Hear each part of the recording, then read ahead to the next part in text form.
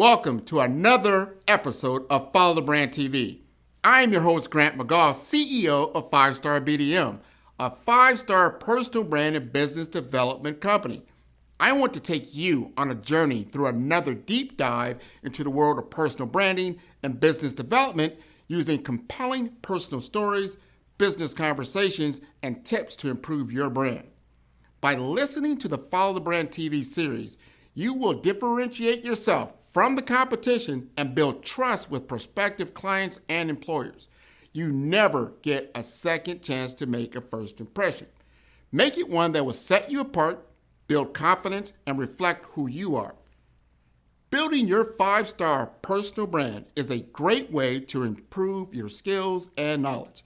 If you have any questions for me or any of my guests, please email me at grant.mcgaugh@5starbdm.com. Now, let's begin with our next episode on the Follow the Brand TV.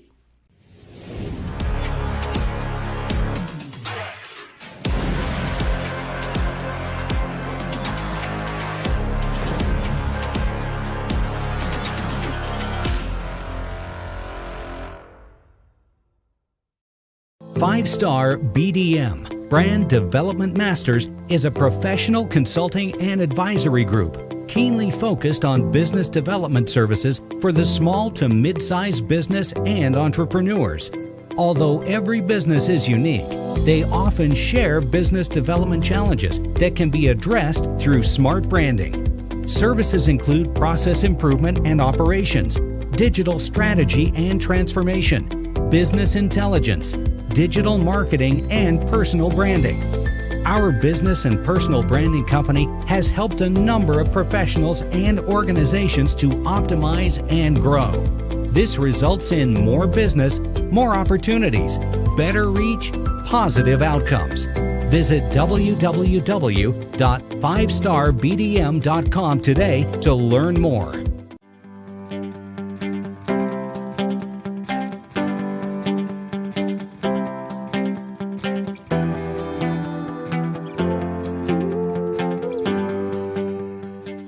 Pull from, my purpose and strength is with federally qualified health centers and community providers that are really the boots on the ground, helping improve care and helping drive those better outcomes for patients and the communities that they live and work in.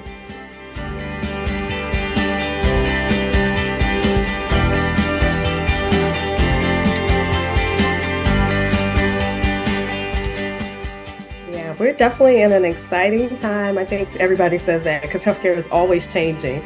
But from a digital perspective and a technological adoption standpoint, there's a lot of movement in healthcare.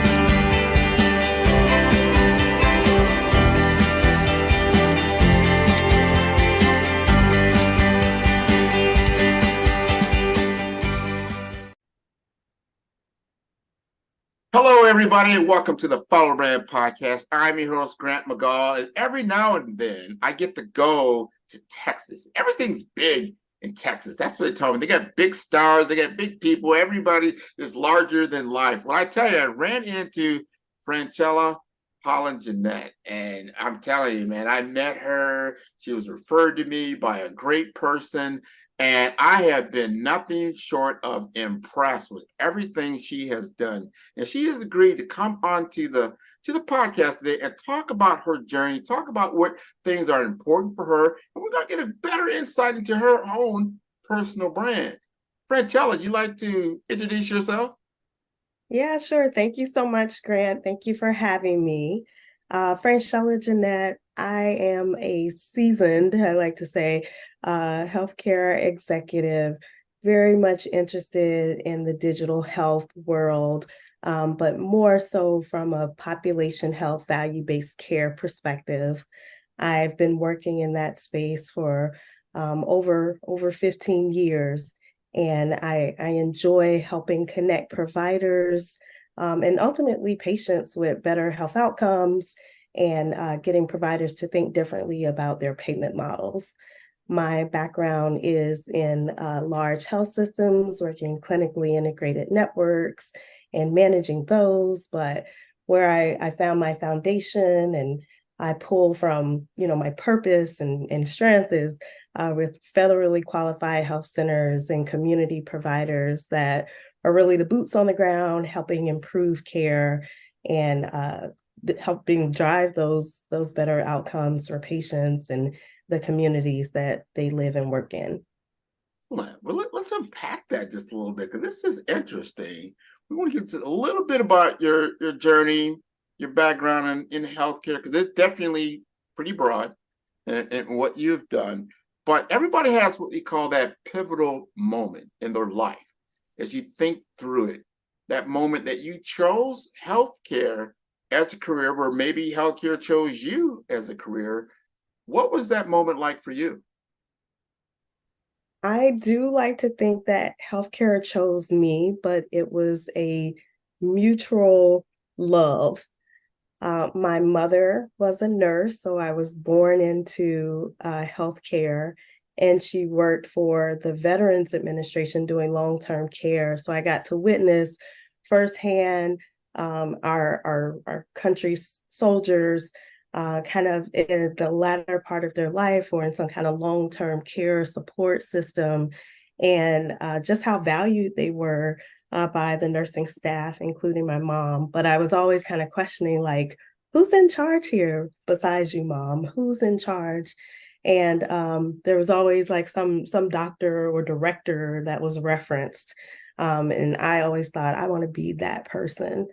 But I think the kind of pivotal moment for me in terms of just being more of an administrator in healthcare and what really connected the personal purpose for me was working in a volunteer clinic in college and recognizing that our providers were so frustrated by all the social concerns related to patients like not coming in, missing their appointments, having substance abuse concerns, like just things beyond what they could really address or get to the root of their issues and managing their concerns.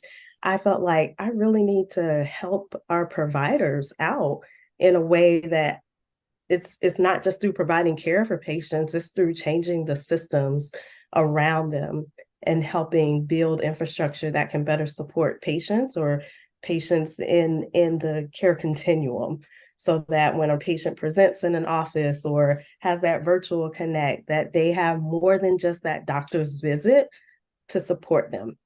So I think that's what kind of really charged me with participation in healthcare, and the connection to value-based care was, again, that infrastructure that ultimately is trying to help providers provide care, do what they went to school to do, and helping patients get better and live healthier lives. Well, let's unpack that even more because I like how you talked about the system and the delivery of care, especially from an administrative standpoint, and how we can do that through now technology has gotten better. You've probably seen some of these changes that take place. Are you, and this is something that I hear a lot about that healthcare uh, executives or just providers. Some of them are gung-ho about utilizing new technology. Some are not. Some are middle of the road. They're not really sure. I think COVID kind of definitely accelerated a lot of things from a telehealth perspective. I want to get your take on things.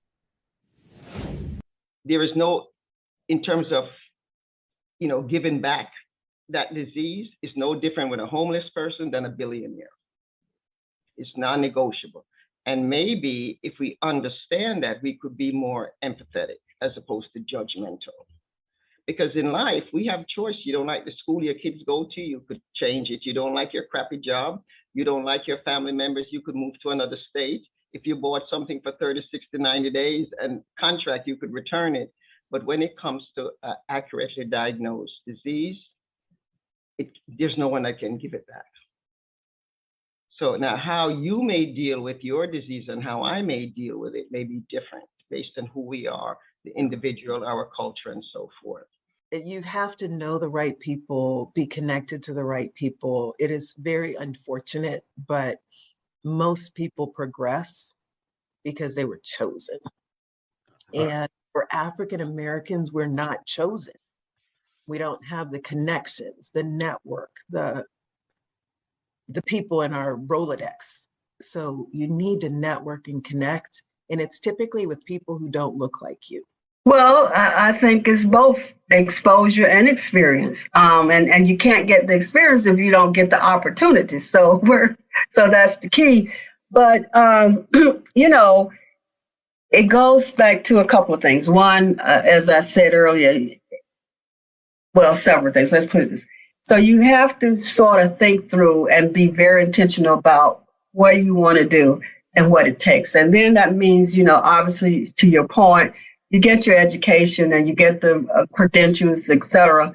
And what's next? So what next is, first, whatever role you're in at that point, make sure that you are doing the job. You're getting the job done. So performance is key, first of all, in whatever role you're in. And then secondly, and this is where we, as I said earlier when we were talking, it can't just be you. No one gets to the next step just by themselves. So it is about exposures. It is about having those mentors and those counselors and coaches and people who will mentor you and sponsor you. And sometimes that's what we, particularly people of color, we don't have a lot of times folks who are mentored or coached or have a sponsor. So you have to be open to creating those relationships that are key, both internally to wherever you are as well as external. Yeah, we're definitely in an exciting time. I think everybody says that because healthcare is always changing. But from a digital perspective and a technological adoption standpoint, there's a lot of movement in healthcare. I think there was a lot of recognition during the pandemic that there were a lot of different avenues that could be served and addressed with technology. And so there were probably already a lot of different innovations in the pipeline, but the adoption of them, the interest in them just kicked up exponentially because we needed new ways to deliver care. The things that I think as a healthcare professional, I've been waiting on that kind of move beyond the walls of traditional healthcare. And so the acceleration of telemedicine visits and different home devices that could be used to relay health information to providers is really pivotal in the pandemic. And even more so now, just how we're connecting patients to care beyond the care they get with the provider, helping them be more accountable. There's so much technology out there, and I think it's fantastic. But ultimately, I will say my take on it is all these tools can be developed. Health systems and providers can say, here, patient, take this. I want you to use this. None of that really matters if people don't connect to those things or if they don't have a personal interest to take care of themselves, to want to be well, to prioritize their health. And so that's kind of my next iteration. Like, how do we leverage digital communications or other digital tools, these algorithms that you and I have talked about, Grant, that influence, what materials and content we see in the internet that inspire and also motivate people to get involved in their care, to to do something, to see their doctor, to address that reduction in vision that they may be experiencing, or just to get their blood sugar checked on a regular basis, all types of things. So that's kind of the area of digital health I think I'm interested in, driving more patient connection to get interested in the tools and resources that we have available in the current infrastructure. No, that's noble, and has to be done because of the access to healthcare. And you only have so many workers, so many providers can only get to so many people. And I think we're at a point now in our culture, or at least our country, that we got a lot of elderly population out there. They're going to need more and more care. How are we going to deliver that care is so important. So we've got to start adopting and getting used to this new technology. And I think people did get used to some things on telehealth, and they started to realize these are things that are good for telehealth and these are things that are not so good. So you begin to understand where you can utilize the technology to get better adoption. And I like what you said about conveying information and to give them certain alerts to let them know, hey, it's time for your physical. Hey, it's time to go ahead and engage. Hey, have you checked your weight? Have you checked certain vitals that are necessary? And you can do this now with remote patient monitoring tools that they have. There's so many different ways, but we have to adopt it and engage. I want you to help the audience understand what is a federally qualified health centers and what do you do? How do you help them to be more of a caregiver? Sure. Federally qualified health centers, FQHCs, also known as community health centers, are organizations very much based and grown out of communities that are generally federally funded and supported to provide care for everyone, anyone who needs it. They're mission driven and also obligated by their grant funding to provide care, whether you have insurance or no insurance. And typically the FQHCs are primary care focused, but some of them also have specialty care baked in, as well as behavioral health, dental, vision. They're really kind of a one-stop shop health service organization.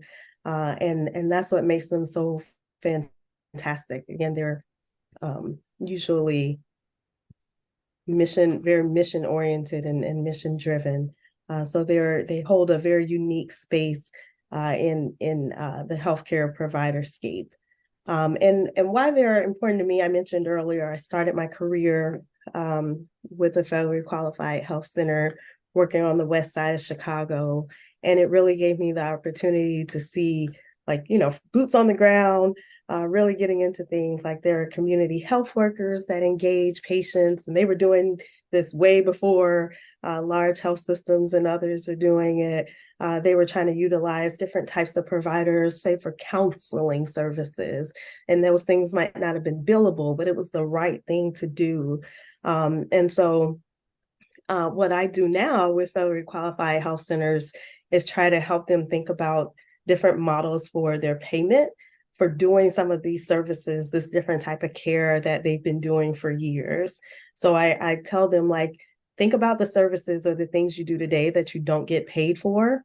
How can we build a model of care around that where we could get reimbursed for it, or that everything was, regardless of the payment, it's all about the outcome for the patient. What would you do to service the patient better, special, or different? So that is the world I'm living in right now. I'm building a clinically integrated network with federally qualified health centers that they are driving and leading the governance of. And it's very exciting to see them work collaboratively as opposed to just separately, as I know they're doing their very specific work in their own communities. It's about leveraging the power of the collective effort to do these alternative payment models with insurance companies. Do you feel that there's a gap in the infrastructure between all the different entities that you're working with, that possibly some kind of technology or software development could help? And can you cite any specific opportunity, or could you reimagine what that healthcare delivery could look like? Yeah, so first and foremost, the data, and I know people say this all the time, but like the data is the part that really brings all of the entities together, from the payer to the provider, to the patient, right? Um, all the data is coming from different sources, different inputs, and you need a strong aggregator and analyzer that can really give you a story about the patient, the financial performance, and then it kind of predicts or projects like where you go from there, what kind of models you can build based off of current utilization, current financial outcomes, and health outcomes. So without that, you can't really do very much anything related to any other digital or technology-based solutions, in my opinion. But I do see there's a critical role when you talk about providers working together as a network, something where they're utilizing either more electronic provider-based technology or telehealth. I love platforms that allow people to kind of self-care or self-monitor in the home, but also where that instruction can come from that tool. It doesn't necessarily have to come from a provider. The provider gets the information about that patient's self-care, self-monitoring, but there's AI or technology that can instruct the patient based on what is being recognized in the moment about what needs to happen. So when we were talking about earlier, like, those triggers, like, you need to do this, patient, or have you thought about going to get your eyes checked or calling your doctor about this? Like, that's the type of technology I think would play a very critical role in health centers or anybody really working together as more of like a virtual network that's set out to improve patient outcomes. So I would love to help get that type of technology into our network and deploy it across our centers so that patients, wherever they are, can start to self-manage and learn from the technology that they have or possess and have access to, where our providers can monitor them from a distance.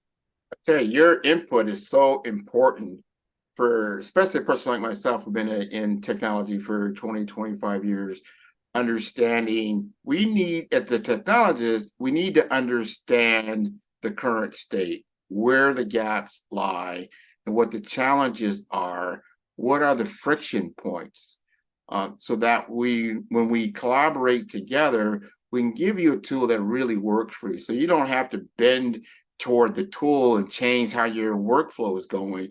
No, it should be a natural, glove to your hand to make things work better. What you're going to probably see in the next year to 2 to 3 years, more AI engineering, artificial intelligence engineering into the fabric of a lot of these networks. And then you also have access to data scientists. But I would tell them all, the database is the database. They need to understand what they're looking at from a person like yourself. Like, what does this actually mean? And all those triggers you just talked about. We're talking about the financial triggers, the operational, triggers, and then obviously the patient outcomes and the patient experience. Those are things that technologists can't do just by themselves, and they need input from people like yourself that understand it, who've grown up with it and know it very intimately. They know what will actually make an impact instead of just trying to force something down the road. And I think that's important. You also work a lot with value-based care modeling, and that's newer now because it's a fee-for-service that's taking place. You see some people, they play with it. Maybe it's more two-dimensional, but they haven't gone deep into it. I've seen some clinics, especially like here in Florida, they do that. They do decapitated rates and things of that nature, and it's an at-risk model, but it is risky. How have you found value in value-based care in your particular role? So I can speak to this from kind of roles prior and also currently where I am. Value-based care is definitely, again, taking the focus off of the payment There are incentives, right? I think that's how you really get provider buy-in and participation in value-based care, but it takes the focus off of the payment and focuses on the patient and what the patient needs and what specifically needs to be measured in order to say, provider, you're doing a great job. I think it also has been focused on putting data in front of providers, so making care more transparent, more objective, and of course, the patient's actual outcomes are highly visible and the priority. So I think that's one piece of value that has really come out of value-based care. The other piece I think is bringing providers together in a way that helps also merge like patient information, patient data. So when we were talking about some gaps, obviously the disparate systems that we utilize to collect and monitor patients is a problem. Everybody's on a different EMR. Everybody has, some people are still on paper, God forbid, but they are. And so there's no way to really strongly aggregate that data. While we have some EMRs that, are doing more interfacing and there's more adoption of specific brands of EMRs, there's still a disconnect there. So working together in like accountable care organizations has called for the aggregation of data. CMS is giving out data in large batches for other entities to analyze and help build a story and tell a story around patient and their outcomes, their utilization. So I think that's another real valuable piece. I will say in kind of wrapping up this, there's been a lot of movement in value-based care and alternative payment models, and it hasn't really produced there's been a lot of savings, so I don't want to discount that, but it hasn't, I think, produced or accelerated the change in healthcare that we really want to see. So I think there's still a lot of untapped potential in value-based care that we can get out of it. So there's definitely a long road. And to bring it back to just digital health, I think that's the next iteration. How do we leverage the technology that actually integrates more with patients, not just the solutions that help provide care, but the engagement in their care? Very fascinating. And I love your insights because it's not a solved problem. It's not an easy solution to get into, but it's something that we need to track toward as we go forward in our healthcare, especially in the U.S. I know that we both belong to a similar organization, or say the same organization. That's the NAHSE, right? Healthcare Executive. They just had their conference in Atlanta. And I want you to just give me your take. Like, what did you get out of that conference? How does that really play in what you're doing and the value that you see in working with the organization? Yeah, I've been a long time standing member of NAHSE since I think I was in grad school or first came out of grad school. And I'm so thrilled that I was able to kind of get back into conference this year, having attended in Atlanta.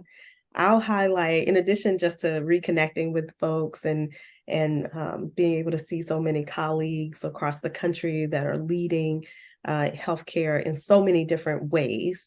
One major takeaway for me relates to this conversation was we talked about federally qualified health centers, which I think was a first at NAHSE at the conference. And it was really exposing, our professional group to this other sector of healthcare that's, like I said, been established, been doing value-based care, been partnering with hospital systems like for eons, for decades. And I think it's just such an important call out, not just because of the great work that FQHCs do and the role that they play in the broader healthcare landscape, but it's also a career route, a very mission-driven oriented career path that, maybe young professionals haven't considered or haven't been exposed to.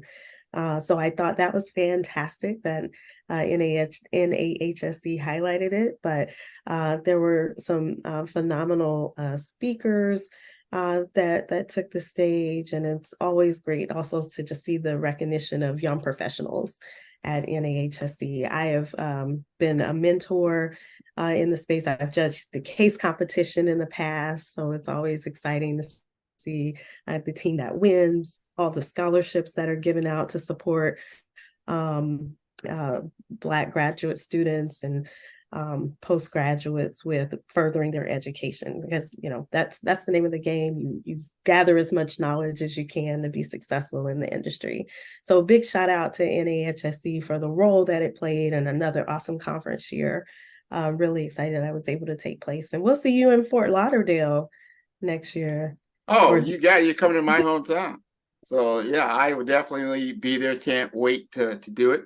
You are not only a guest, but you are a client of 5-Star BDM, and I applaud you for that. One of the things that we discerned as you worked with me was your personal tagline that you have about pioneering healthcare journeys. I really like that. Can you just give us some understanding or just some context around what you got out of our engagement, and how do you feel that's going to help you moving forward? Yeah, I think it was phenomenal, like having that time to reflect on my own personal brand and what I could do, what I needed to do, where the opportunity lies. And I think it's also very affirmative to work with someone that can, kind of just show you like you've done a lot, you've done great things. Now it's time for the world to be more engaged and involved in what you have to say, and being receptive to that, being open to sharing. So I think the time spent reflecting and really pushing myself to think about how to tell the story differently, where to communicate that story was really helpful.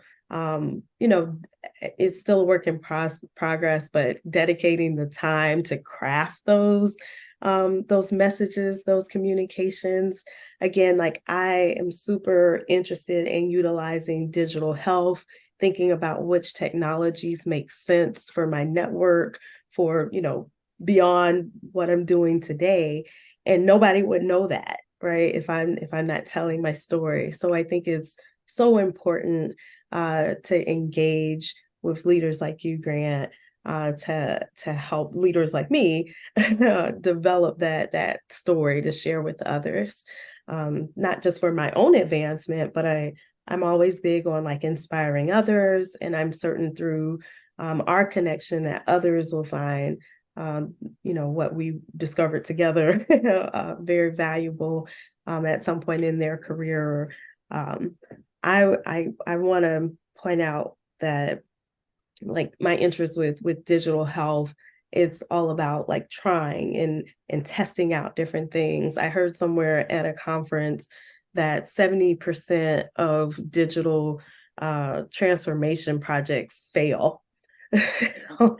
And so I think it's so important to, again, put the information out there, like what's been tried and tested, but also like where we need help, like where and when we're willing to test things out, because we'll only know by like, implementing and then failing fast and then going to the next thing.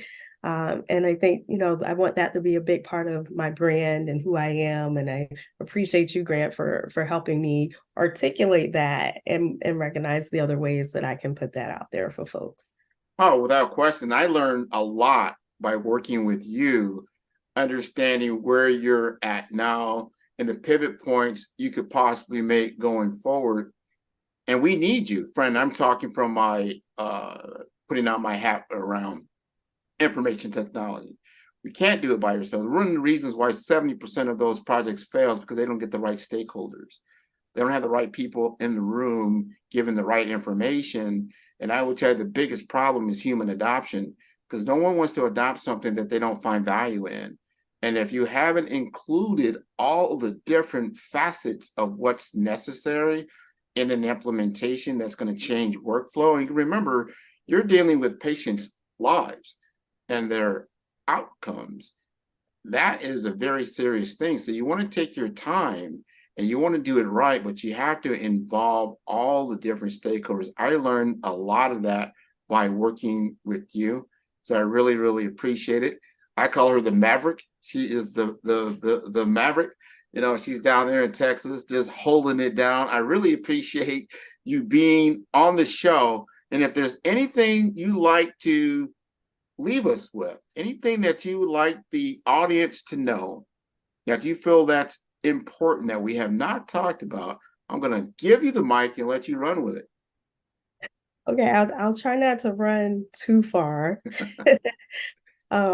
One, I recognize that there were a number of people that helped me get to where I am. I definitely couldn't do it without mentors and sponsors, and also just taking risks, taking chances to grow and to glow. And so, you know, again, shout out to you, Grant, for helping in the growing and glowing process, even in a point in my career where I'm leading and developing kind of, you know, new innovative networks. There's always space if you're open to continue to advance. So I want to offer that as advice to anyone listening. It's never too late. Never get comfortable with kind of where you are. I read somewhere that like comfort and advancement can't coexist. I think you have to be a little uncomfortable to move to the next level. So, you know, again, a charge to anyone who's feeling comfortable, they've hit their stride. The other piece I wanted to mention is, again, going back to the digital health front. I'm working with, you know, providers on the front lines, and we know where the challenges lie. I think, again, there's so many innovations out there, and they're wonderful, some really great technologies, but, you know, they may not all be getting at the root cause of the problem or the root of the problem. You can solve for a lot of health issues directly, but how do you solve for people who are not connecting, who are not engaged in their care? That's where I think a lot of the provider frustration resonates. So how do we find those patients? How do we engage with them? Another just random statistic, it's like almost 70% of millennials are not likely to use a primary care provider. So thinking beyond, again, the walls of a PCP office, even beyond a telemedicine visit with a primary care provider. And think the statistics higher or pretty similar for Gen Z. So we definitely have to take it in that direction, even as we are addressing the needs and the technology adoption for our seniors, our silenced population.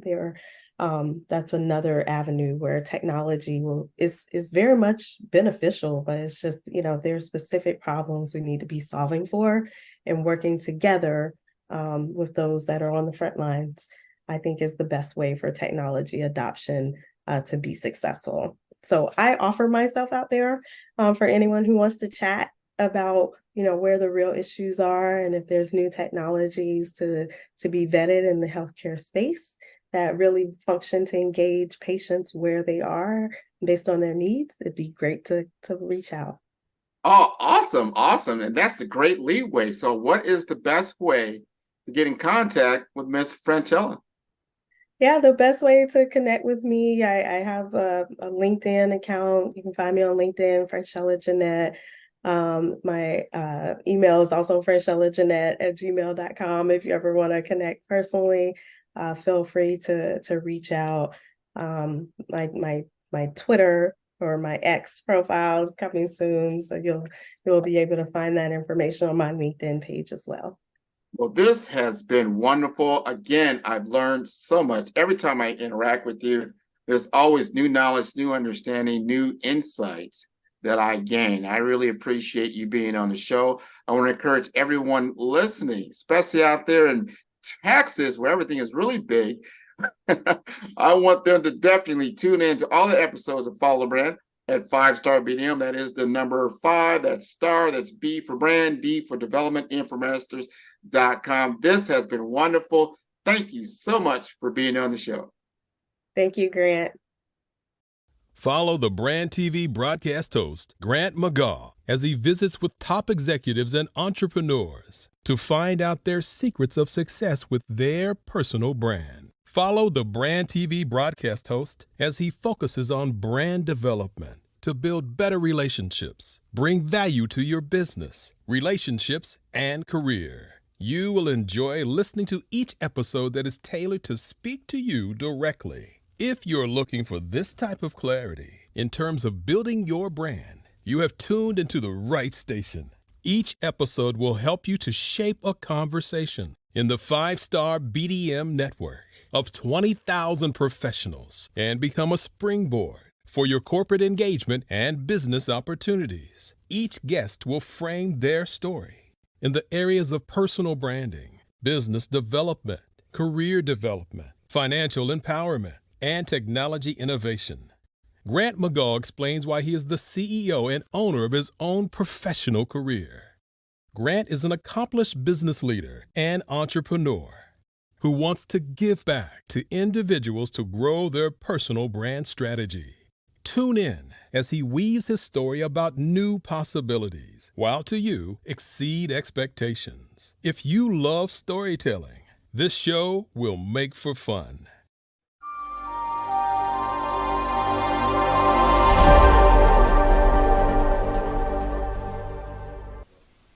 Welcome to Follow the Brand TV. I am your host, Grant McGaw, CEO of 5-Star BDM, a 5-star personal brand and business development company. B for brand, D for development, and M for masters. Today, I'm going to take you on a journey through another deep dive into the world of personal branding and business development using compelling personal stories, business conversations, and tips to improve your brand. By watching the Follow the Brand TV series, you will learn how to differentiate yourself from the competition and build trust with prospective clients. As the saying goes, you never get a second chance to make a first impression. So make it one that will set you apart, build confidence, and reflect who you are. Building your 5-star personal brand is a great way to improve your skills and knowledge. If you have any questions for me or any of my guests, please email me at grant.mcgaw@5starbdm.com. Now, let's jump into our next episode on Follow the Brand TV.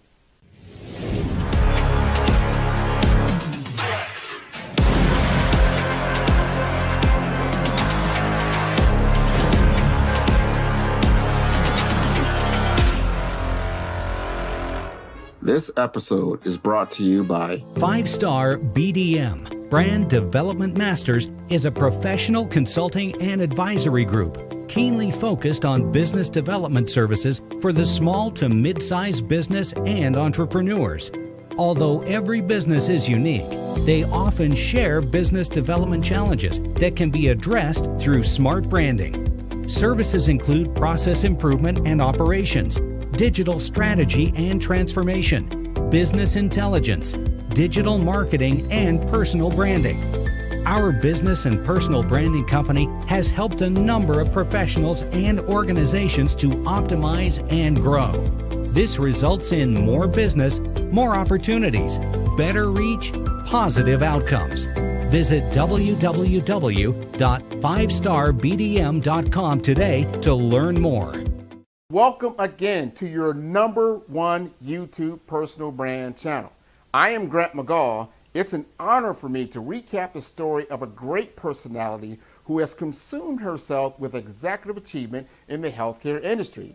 She is a well-known former hospital CEO. She serves as a strategic advisor for RMP Group LLC. She formerly served as president and chief executive officer of 4 hospitals in Washington, D.C., Michigan, and Toledo, Ohio. When you have a goal to become an amazing CEO, you must learn how you are perceived by others. Focusing on your personal brand will help you to gain trust and cooperation with your team of high-performing executives. She understood this principle early in her career as she details her story. To better understand her accomplishments, I'll recap our conversation from the Follow the Brand podcast interview in episode 5. Our guest today is Miss Andrea Price. I asked Andrea what was the one thing that she wished she had known before she began her career. Her answer may surprise you. Sure. I would say the one thing I wish I'd known before I began my career was how many times I had to prove myself over and over and over again. I had no idea. I was naive. I thought that if I had the educational attainment, if I had the credentials in my field, if I'd been successful in the positions that I had the privilege to obtain, then it wouldn't be any question. And that just didn't happen. And so I was a little disenchanted because I'm thinking, but I've proven myself. Why are you questioning me? I mean, people would look at me and say, oh, she's Black. They would look at me and say, oh, she's a woman. They would look at me and said, are you still in college? Yes, unfortunately or fortunately, when I started my career in DC, I looked very young. And so people assume, knowing nothing about me, that there's no way I could occupy the positions that I had because I was too young. I felt her passion as she described the constant battle to prove herself continuously through her career. I then wanted to know how she did define her personal brand and how has it helped her to succeed in her career. I would tell you, I always tell people when people talk about brand, your brand is what people say about you when you're not in the room. I learned that early in my career. And what I learned is when I wasn't around, people said a lot of positive things about me that I didn't know they were saying. When I started my career, I became known as a doer. And that's what the president and CEO, I said, doer, what is that? He said, you get things done, Andrea. He said, you really do. And he said, I think people are going to always underestimate you because they're going to look at you and say, no, not her. And you're going to prove them wrong every single time. And at the time, you know, you're young, you're like, okay, Don, okay, that's what you said. But he was absolutely right every single time. And so, you know, as I progressed through my career ladder, it became known that I was the one who could execute on strategic priorities, work with teams, gather people, get them done, meet deadlines, exceed, whatever. And so that's what I was known for. So there are a lot of things I was able to do early on, young. You know, we would have these natural disasters. They would make me in charge of the command center. And everybody's coming in, they're like, who in charge? She's in charge? And I'm directing people what to do, pick up people, where to go. I mean, you know, it was just, you know, amazing. And so, you know, even when I was rounding on patients and family members, people were like, who are you again? And I'll explain who I am and why I was there. I thoroughly enjoyed it. I used to surprise the physicians. They would be rounding and they're like, Andrea Price, why are you up so early? I'm like, the last time I checked, a hospital never closed. Why are you up so early? So I would laugh and joke with them. And so people just, you know, it kind of known that I'm a person who would show up unannounced, no matter what time, no matter what day. And you know, just have a little fun with the staff and the physicians because they don't expect people at the executive level to do that. What did you think of her answer?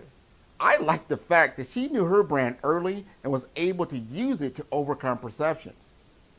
Naturally, I needed to find out how she got that first leadership role. Listen as she details her trajectory to the C-suite. Sure. While I was at Children, when I completed my administrative fellowship, there was no guarantee that they would keep me on. But I worked like nobody business that 12 months to prove to them that they should keep me on. And they did. And so I became the assistant to the chief operating officer. There was a switch, the CEO left, and then the chief operating officer became the CEO. When he did that, he promoted me to like a staff role. like an assistant vice president of administrative affairs. It was still a staff role. I had no line responsibilities. And so then one day he called me in the office, Sandra, I think you're ready for line management. And totally unannounced, he started quizzing me. I'm like, Don, what are you doing? I thought you were coming to give me an assignment. You're interviewing me and quizzing me. And he said, yeah, I want to see if you're ready. And so afterwards, he said, I think you are. And so that was my first line management role. I had 5 departments reporting to me.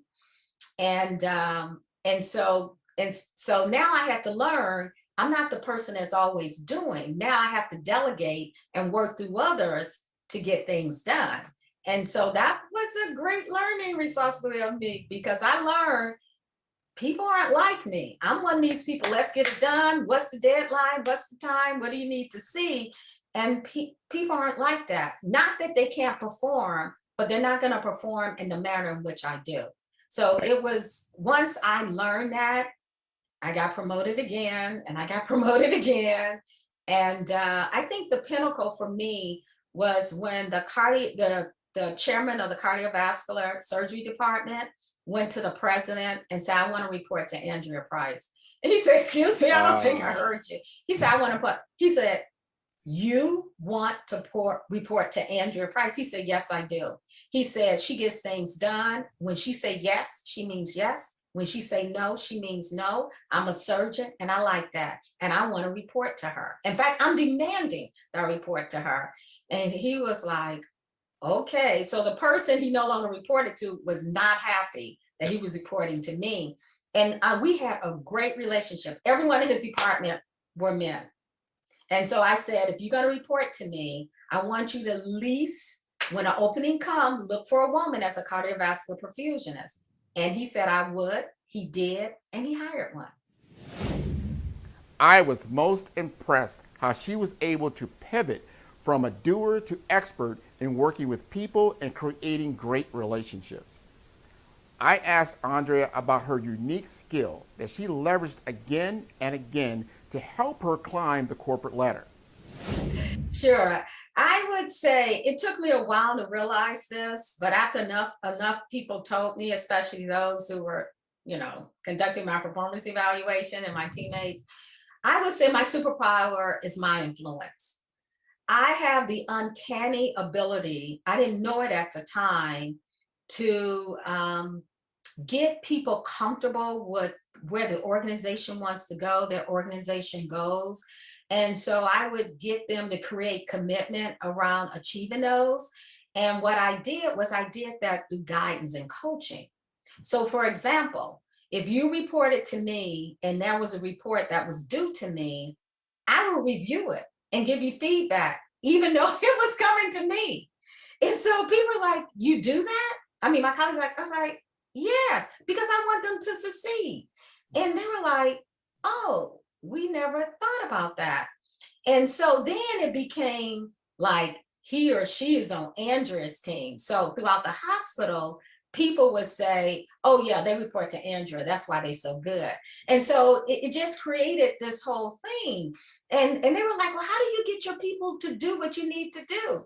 I said, first of all, you have to be authentic. And first of all, you have to set expectations. I said, I'm known in the hospital as setting very clear expectation and holding people accountable. And they like it. So, so I would say my ability to influence people to do what needs to get done. Influence, guidance, and coaching were her keys to success. Have you done the internal assessment of yourself to determine your unique skill sets? Imagine that you are working with a famous doctor that would one day become a household name. Let's find out from Andrea about her 5 minutes of fame. Well, I gave a little teaser earlier when I talked about my second semester of graduate school that I became really ill and I was told that I was going to die.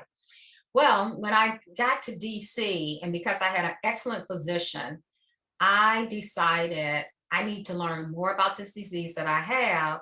And so I'm one of these people, when I don't know anything, I investigate and I research.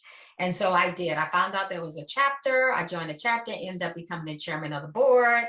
And because I was chairman of the board, the Lupus Foundation of America asked me if I would be their national spokesperson. So I became the national spokesperson. So as the national spokesperson, I represented them. So I used to have meetings at NIH with the famous Dr. Anthony Fauci.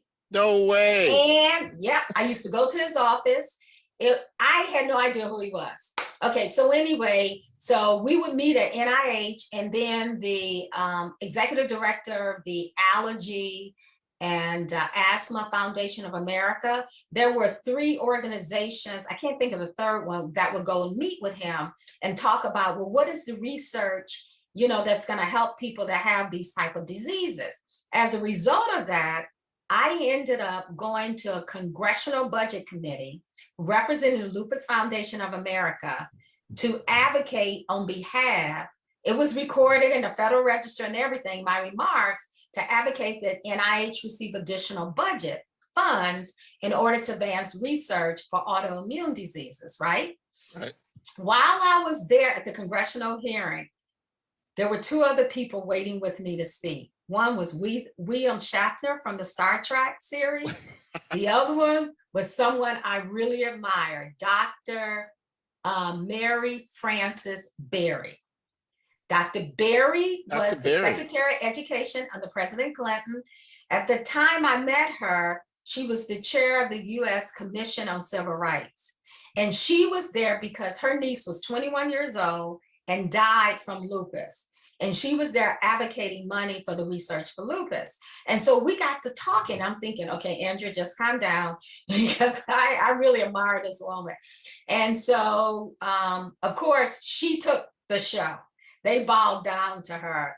And I'm thinking, I gotta go speak after this woman, because they had us lined up. And so I did, I did it. And afterwards, she said, would you like me to drop you off at home? I was like, wow. I was just gonna take the subway. And she said, sure. We got to talking. She told me all about her niece, how devastated they were. She died from lupus. And she was asking me all these questions about me and lupus. Because I was 24, 25, whatever. And, how I was holding up and all that type of stuff. And so that's something someone doesn't know. And then the last thing I was saying, because I was the national spokesperson for the Lupus Foundation of America, I was interviewed on the Tom Brokaw ABC Evening News. Is that right? 2 minutes. Now, it's only 30 minutes and usually get 30 seconds. Right. They gave me 2 minutes. They sent a whole production crew to my house in DC, followed me around, interviewed me, had my daughter who was 2 years old. They were fascinated that she knew how to read certain words, and they filmed her, and she was on TV reading to me. Not reading, but, Apple, car, that's right. How, she's only 2 years old. How is she able to do this? I was thinking, I thought y'all were interviewing me about lupus and follow me around, but it was all good. So though I would say that is something that very little people know about me. Hey everyone, I want to thank you for watching this episode on Follow the Brand TV. Remember to hit the subscribe button and the notification bell to get our new episodes as they are released. Also, make sure to visit our website at www.5starbdm.com. Until next time, build a 5-star brand that people can follow.